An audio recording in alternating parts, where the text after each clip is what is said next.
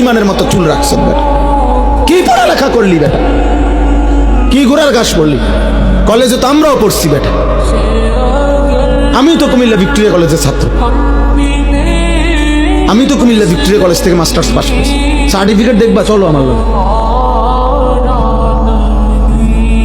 আত্মসম্মান থাকবে না? আমি মুসলমান, আমার বাবা মুসলমান, আমার চুল কেন হবে বেঈমানের মতো?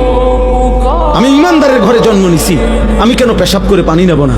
তুমি কুকুর, তুমি হাইওয়ান, তুমি জানোয়ার, তুমি কা পেশাব করে পানি নাও না? তুমি কোনোদিন কুত্তা দেখো না?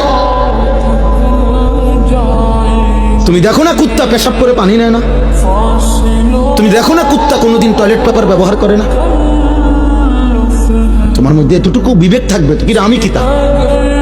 আত্মসম্মান তো থাকবে, আত্মপরিচয় তো থাকবে। এই জন্য ইমানদার মরে যায় প্রয়োজনে, ইজ্জত নোয়ায় না।